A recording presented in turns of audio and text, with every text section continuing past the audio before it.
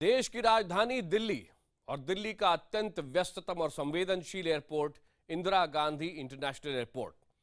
इसी एयरपोर्ट पर घूमता था वो आशिक चोर। पेशे से बीएसएफ में बतौर कांस्टेबल पंजाब के अंदर तैनात था। देश की रक्षा करने का इसका काम था, लेकिन कुछ अरसे से इस कांस्टेबल पर इश्क का खुमार सवार था।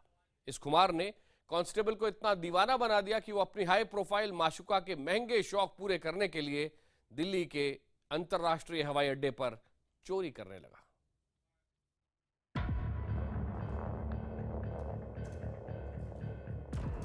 इंदिरा गांधी इंटरनेशनल एयरपोर्ट पर लगेज लेकर गुजरने वाले इस शख्स को गौर से देख लीजिए।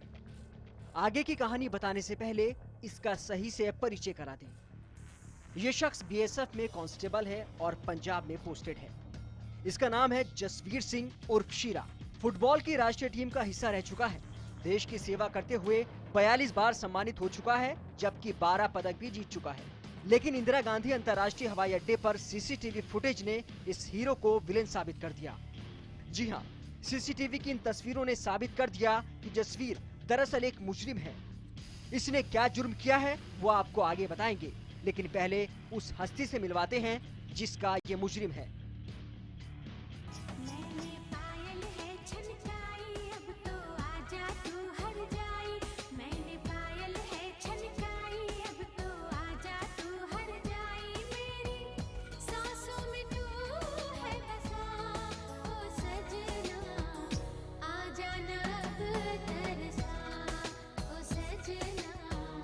जी हाँ, फागुनी पाठक की वो हस्ती है जिसे जसवीर ने फटका लगाया। अब इस सीसीटीवी फुटेज को गौर से देखिए। जब जसवीर सिंह एयरपोर्ट में दाखिल हुआ था तो उसके पास सिर्फ एक ही बैग था, लेकिन जिस वक्त वो लौटा तो उसके पास 2 बैग थे। अब देखिए कैसे एयरपोर्ट से निकलते वक्त जसवीर ने लगेज बेल्ट से अपने बैग के अलावा एक बड़ा बैग भी उठा लिया था, जो फागुनी पाठक का था। हमें पता चला कि कोई आदमी किसी ने बैग उठाया था। वो बैग लेके अहमदाबाद की तरफ गया। फिर हमने 3 पैसेंजर्स को पिन पॉइंट किया कि ये लोग हो सकते हैं, क्योंकि 3 ही पैसेंजर्स ऐसे थे जो अमृतसर से फ्लाइट आने के बाद अहमदाबाद गए थे। उन 3 पैसेंजर्स को हमने करते फिर हमने एक बंदे पर नैरो डाउन किया। आप एक बार फिर गौर से देखिए। जसवीर सिंह जब एयरपोर्ट में दाखिल हुआ था तो उसके पास सिर्फ एक छोटा बैग था। इंदिरा गांधी इंटरनेशनल एयरपोर्ट के टर्मिनल 3 पर सभी यात्री लगेज बेल्ट से अपना अपना सामान उठा रहे हैं, लेकिन ये क्या, सीआईएसएफ की मौजूदगी में जसवीर मेटल डिटेक्टर से गुजर गया और एक बड़ा बैग लगेज बेल्ट से उठा लिया। लेकिन जसवीर तो सिर्फ छोटा बैग लेकर आया था। उसके बाद जसवीर आराम से एयरपोर्ट लॉबी से निकल गया। बता दें कि जसवीर अब तक चोरी की 2 वारदात अंजाम दे चुका है। दोनों ही बार उसने बड़ी हस्तियों को अपना शिकार बनाया। फागुनी पाठक के अलावा उसका दूसरा शिकार बने थे बीजेपी के पूर्व मंत्री। इससे जब हमने पूछताछ करी, फिर हमने टीम भेजी अमृतसर। वहाँ पे हमने इसको अरेस्ट किया। अरेस्ट करने के बाद हमने इसको प्रोडक्शन रिमांड पे लेके दिल्ली आए। ये इस बात की वानगी है कि गर्लफ्रेंड को गिफ्ट देने के चक्कर में कैसे एक हीरो विलन बन गया। बताया जा रहा है कि किसी जमाने में जसवीर गुजरात में तैनात था। पंजाब ट्रांसफर होने के बाद भी उसकी गर्लफ्रेंड उसे मिलने के लिए बुलाती तो हवाई जहाज का टिकट भेज देती थी।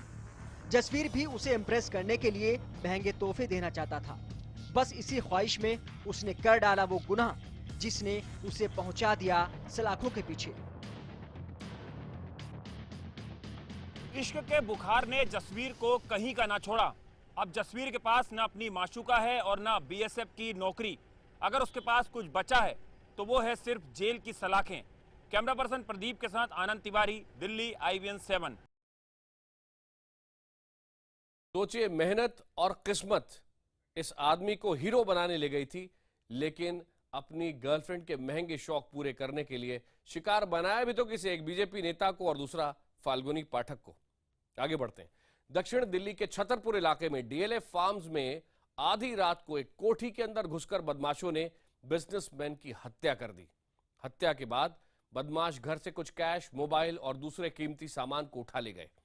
स्थानीय लोगों की मदद से पुलिस ने फार्म से इन बदमाशों को गिरफ्तार कर लिया है, लेकिन ध्यान से अब देखिएगा कैसे इन लोगों ने इस वारदात को अंजाम दिया। दक्षिण दिल्ली का बेहद पॉश इलाका, डीएलएफ फार्म्स का बंगला नंबर 3, जहां 38 साल के रोहन गुप्ता अपने बुजुर्ग माता पिता के साथ रहते थे। बुधवार रात करीब 12 बजे 5 बदमाश दीवार फांदकर बंगले के अंदर घुस गए।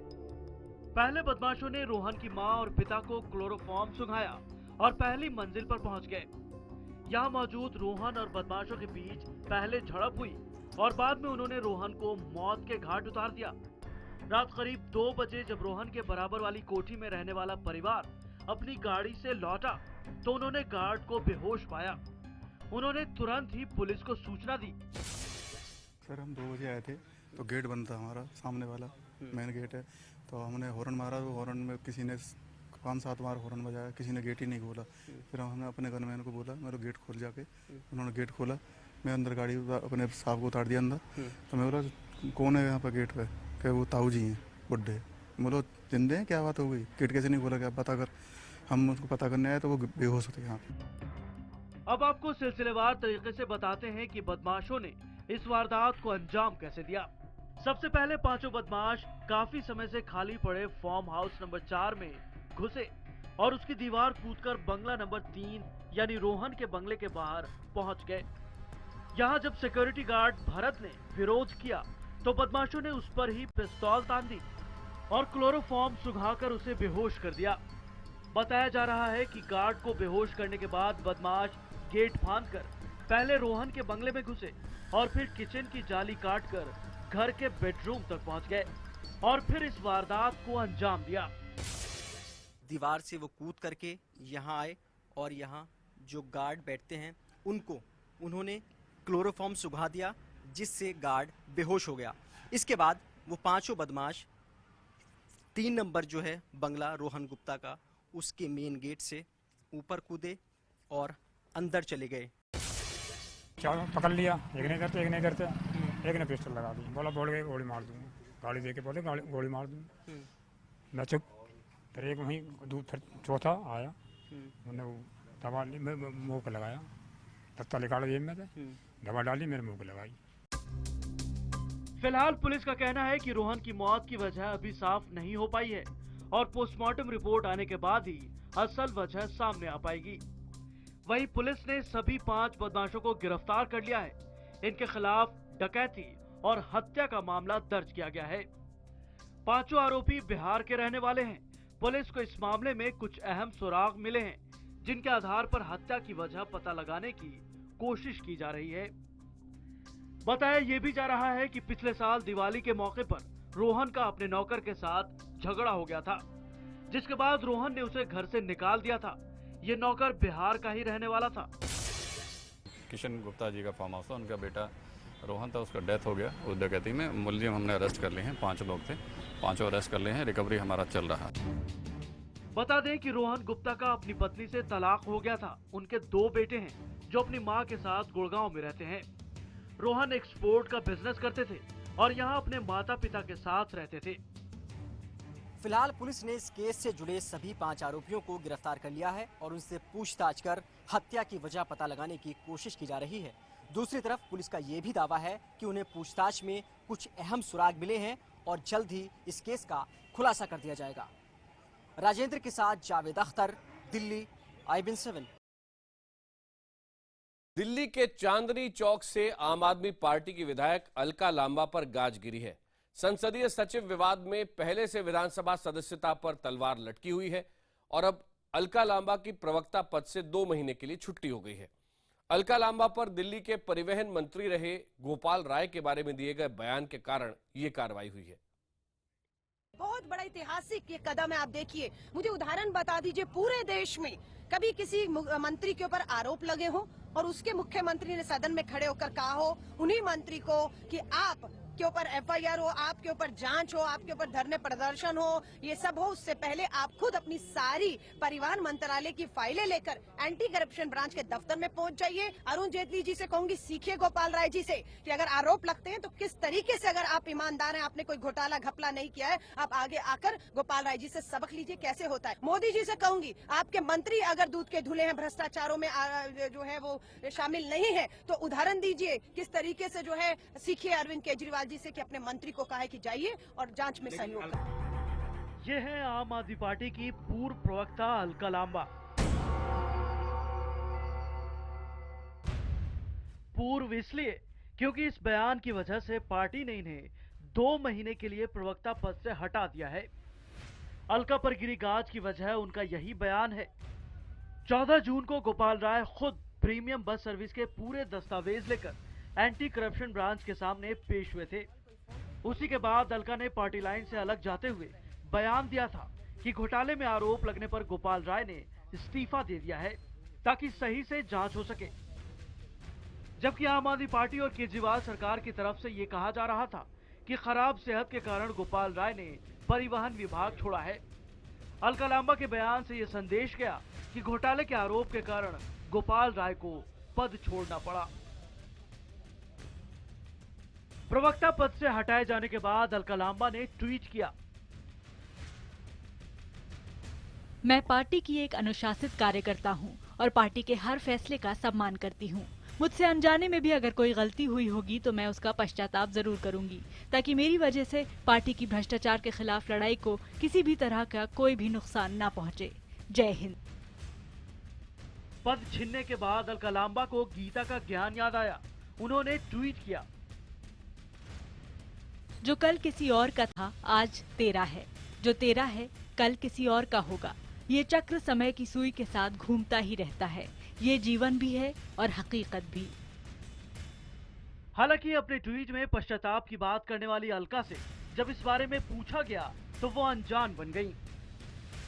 पार्टी के साथ बंधे या पार्टी के अनुशासन के साथ बंधे है, पार्टी का जो भी फैसला होगा सर आंखों पर मंजूर होगा।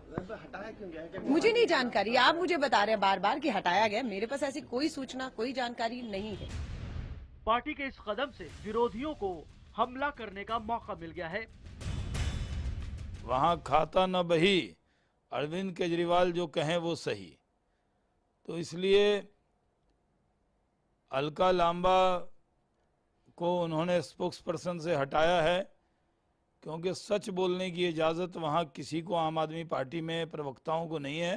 जब अलका लांबा के मुंह से वो गलती से सही बात निकल गई तो अरविंद केजरीवाल ने उनको हटा दिया। यही हुआ प्रशांत भूषण जी के साथ, यही हुआ जोगेंद्र जी के साथ। अलका लांबा पहले भी अपने बयानों से पार्टी के लिए परेशानी का सबब बन चुकी हैं। संसदीय सचिव विवाद, बस घोटाला और गोपाल राय के इस्तीफा मामले में घिरी पार्टी ने आनन फानन में भले लांबा को प्रवक्ता पद से हटा दिया हो, लेकिन भ्रष्टाचार मुक्त सरकार की दुहाई देने वाले केजरीवाल को उनकी पार्टी के विधायक और प्रवक्ता के बयानों से उठे धुंध को साफ करना होगा। Bureau report, IBN 7। देश दिन भर में एक बार फिर आपका स्वागत है। उड़ता पंजाब को लेकर विवाद थमने का नाम नहीं ले रहा। पहले फिल्म में कितने कट्स लगेंगे इस पर विवाद होता रहा और अब प्रिंट लीक के विवाद ने तूल पकड़ लिया है। बोर्ड के अध्यक्ष प्रहलाद निहलानी ने निर्माताओं को इसके लिए जिम्मेदार ठहराया है, जबकि अनुराग कश्यप सेंसर बोर्ड पर इल्जाम लगा रहे हैं।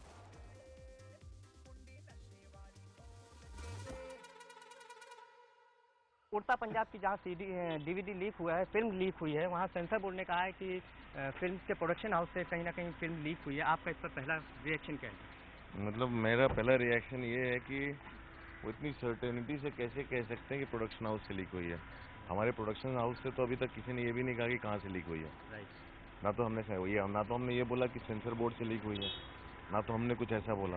ये सारी अटकलें चल रही हैं। अटकलों में अगर वो ऐसा स्टेटमेंट दे रहे हैं तो हो सकता है वो इंटरनेट ज़्यादा समझते हैं। हम तो अभी भी वेट कर रहे हैं साइबर क्राइम सेल का। साइबर क्राइम अभी भी इन्वेस्टिगेट कर रहा है, उनको टाइम लगता है। लेकिन प्रहलाद जी हमेशा ऐसे वार के बाद एक कर रहे हैं। प्रहलाद जी जो चाहे कहें, प्रहलाद जी को पूरा हक है, जो कहने का वो कह सकते हैं, पूरा हक है कहीं ना कहीं। लेकिन प्रहलाद जी ने बार बार ये कहना है कि मुझे अगर पुलिस बुलाएगी तो मैं जरूर बताऊंगा जिस आदमी ने शक ने किया है। आप अच्छी बात है, वो तो अच्छा है। फिर पुलिस को उनको बुला के पूछना चाहिए। उनको अगर पता है किसने किया तो उनको नाम पब्लिकली बोल देना चाहिए। ये भी उनका एक आरोप है कि आपकी तरफ से कल कोई सर्टिफिकेट लेने नहीं गया, इसलिए देर हो रही है और आपकी तरफ से कहा जाता है। तरफ से लोग वहाँ सर्टिफिकेट लेने गए थे और प्रहलाद जी सामने ही बैठे हुए थे। जी। हाँ, और प्रहलाद जी वहाँ पे बैठे हुए थे और उसके बाद वहाँ से हमें वापस कोर्ट जाना पड़ा, फिर जाके सर्टिफिकेट मिला। तो प्रहलाद जी जो कहानी कहें, प्रहलाद जी फिल्म मेकर रहे हैं, कहानी बनाना उनको आता है। आमिर भी आज इस फिल्म को बनाने वालों के समर्थन में सामने आए। अभी आप सुन रहे थे फिल्म के अलग अलग रिएक्शंस लेके हमारे संवाददाता तारिक आपके सामने आ रहे हैं। वक्त अभी एक ब्रेक का, जल्द ही लौटते हैं खबरों में खास के साथ।